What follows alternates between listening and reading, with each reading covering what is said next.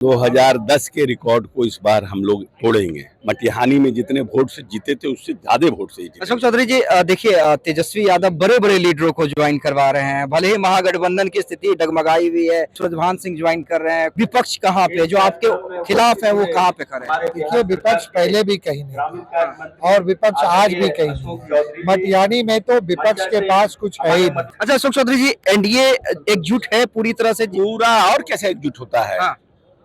पूरे जुट है। खेसारी लाल यादव जा रहे हैं, उनकी पत्नी को टिकट मिला है। सूरजभान सिंह जा रहे हैं, आपसे भी अच्छे संबंध रहे सूरजभान सिंह के। और कई ऐसे नेता जो कहीं छूट गए थे, उन्हें तेजस्वी साथ ला रहे हैं। अभी हमारे साथ बिहार सरकार के मंत्री अशोक चौधरी जी हैं, मटिहानी पहुंचे हैं। आप तो इतने पुराने नेता हैं, भाप जाते हैं। माहौल क्या है, मूड क्या है? नहीं, तो आप कोई बात नहीं। क्या भापा अशोक चौधरी जी आपने मूड? देखिए, ऐसा है कि इनकलाब जिंदाबाद, अशोक चौधरी जिंदाबाद।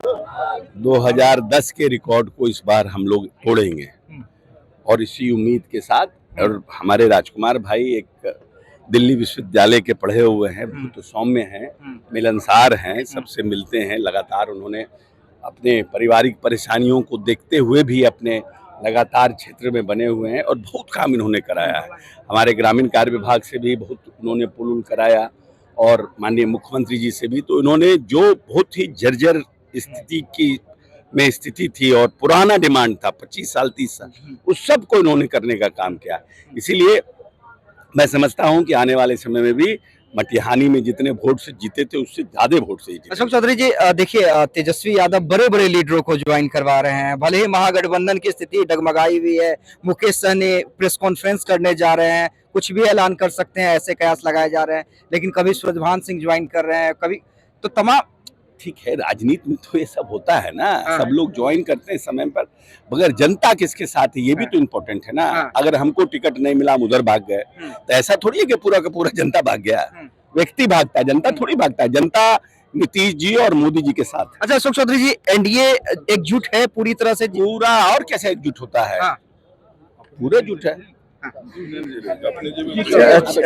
चलिए, देखिए, राजकुमार सिंह भी हैं, नामांकन करके आए हैं।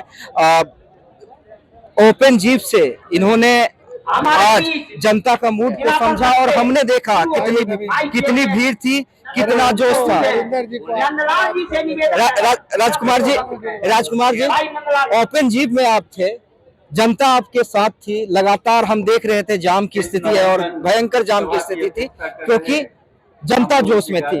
तो जोश के बाद क्या कहेंगे? गिरिराज सिंह भी आए थे, अशोक चौधरी भी आए थे। अब विपक्ष कहाँ पे, जो आपके खिलाफ है वो कहाँ पे खड़े हैं? देखिए, विपक्ष पहले भी कहीं नहीं था और विपक्ष आज भी कहीं नहीं। मटिहानी में तो विपक्ष के पास कुछ है ही नहीं। मटिहानी की संस्कृति बदला है मटिहानी के लोगों ने 2020 से, और उस संस्कृति को आगे बढ़ा रहे हैं। और वो संस्कृति है कलम की संस्कृति, कलम के ताकत की संस्कृति, कलम से विकास करने की संस्कृति और कलम से अपने बच्चों के में संस्कार डालने की शक्ति और युवाओं के भविष्य को संरक्षित करने की संस्कृति।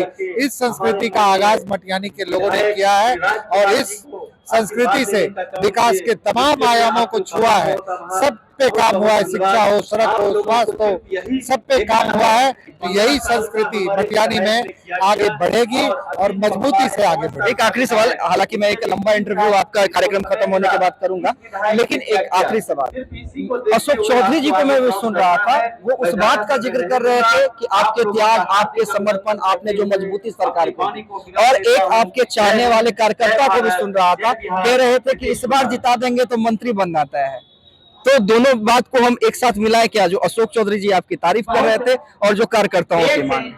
देखिए, आप लोगों को सुन के समझने का आपका तरीका हो, और हम लोग सिर्फ और सिर्फ विकास के लिए कार्य करते हैं और विकास के लिए कोई पद आवश्यक नहीं होता है। आदरणीय नीतीश कुमार जी के संरक्षण में हमने काम किया है। उनकी बड़ी कृपा रही है कि उन्होंने मटिहानी के विकास के तमाम आयामों पे, जिस चीज पे भी हमने चर्चा की, उन सभी को पूरा किया।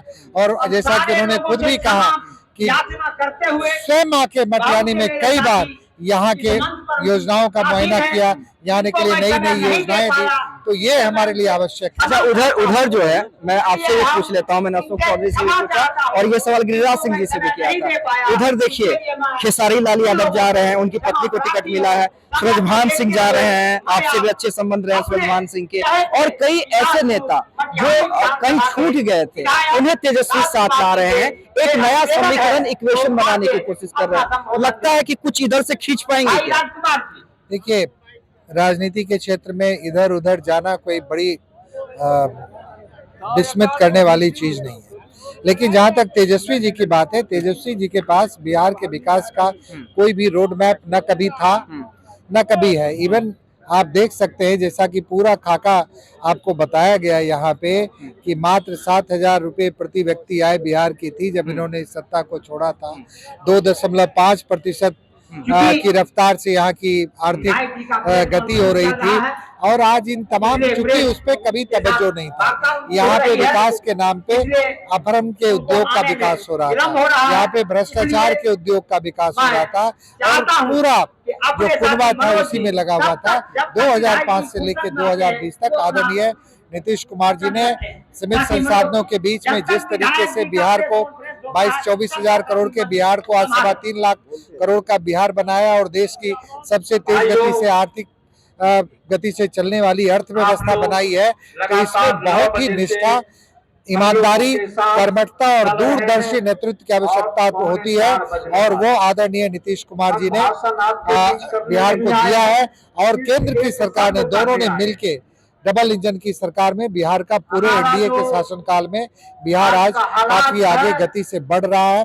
तो ये देखने की चीज है, और ये जनता समझ चुकी है। अब जनता, जहां तक महिलाओं को आप देख रहे हैं, महिलाओं का भी आर्थिक रूप से विकास हो, वो भी स्वावलंबी हो, और वो भी अर्थव्यवस्था के आगे बढ़ने में अपना योगदान करे, तो ये लक्ष्य है, और ये दूरदर्शी लक्ष्य किसी के पास हो सकता है तो सिर्फ नीतीश कुमार जी के पास हो सकता है। चलिए ठीक है, हम और भी आपसे बात करेंगे। राजकुमार सिंह थे हमारे साथ।